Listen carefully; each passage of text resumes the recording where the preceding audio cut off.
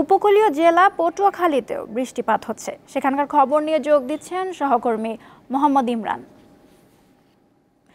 ইমরান, পটুয়াখালীর আবহাওয়া পরিস্থিতির পাশাপাশি বৃষ্টিপাত কেমন দেখছেন?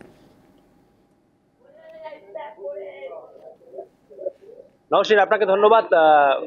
দেশের উপর যে গভীর স্থল নিম্নচাপটি এটি কিন্তু বিরাজ করছে। এই গভীর স্থল নিম্নচাপের কারণে কিন্তু পটুয়াখালীতে গত 3 দিন ধরে থেমে থেমে মাঝারি থেকে ভারী বৃষ্টিপাত হচ্ছে। গত 24 ঘন্টা অর্থাৎ গতকাল সকাল 9টা থেকে আজ সকাল 9টা পর্যন্ত পটুয়াখালীতে কিন্তু 60 মিলিমিটার বৃষ্টিপাত রেকর্ড করছে আবহাওয়া অফিস। এই গভীর স্থল নিম্নচাপের প্রভাব কিন্তু এই উপকূলে পড়তে শুরু করছে। আমরা 11টার পর থেকে কিন্তু এই উপকূলে প্রচন্ড বাতাস বইছে, সেটা কিন্তু লক্ষ্য করছি। সেই সঙ্গে এখানে মাঝারি ধরনের বৃষ্টিপাত হচ্ছে, সেটাও কিন্তু লক্ষ্য করেছি।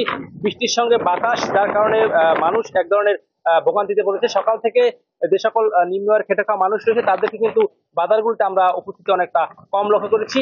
টানা বৃষ্টি থেকে তারা কিন্তু অনেকটা বিপাকে পড়েছেন, এমনটাই কিন্তু আমাদেরকে জানিয়েছেন। আমি আপনাকে আরেকটি বিষয় জানিয়ে রাখি, এই স্থল নিম্নচাপের কারণে উপকূলীয় এলাকা দিয়ে কিন্তু যে কোনো সময় জড়ো হওয়া বয়ে যেতে পারে। তাই পটুয়াখালীর পায়রা সহ দেশের সব সমুদ্র বন্দরকে কিন্তু 3 নম্বর স্থানীয় সতর্কতার সঙ্গে দেখিয়ে দিতে বলা হয়েছে। সেই সঙ্গে সকল মাছ ধরা ট্রলার সমূহকে কিন্তু নিরাপদে থাকতে বলা হয়েছে। আমরা মহিপুর যে মৎস্য বন্দর মহিপুর রয়েছে এবং মহিপুর এবং আলিপুরে আমরা খবর নিয়েছি। খবর নিয়ে যেমনটা জানতে পেরেছি যে অধিকাংশ মাছ ধরা ট্রলার এই মহিপুর এবং আলিপুরে যে পোতাশ্রয় শিববেড়ে নদী রয়েছে, এই শিববেড়ে নদী কিন্তু আশ্রয় নিয়েছে।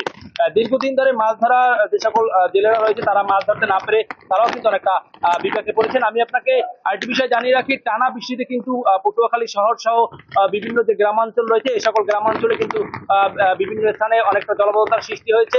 বিশেষ করে ইতিমধ্যে কিন্তু আমনের যে চারা রোপণ, কৃষকরা কিন্তু তারা কিন্তু আমনের চারা রোপণ শেষ করেছেন।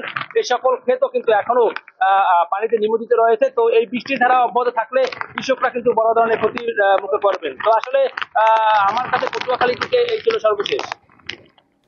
পটুয়াখালী থেকে জানাচ্ছিলেন সহকর্মী ইমরান।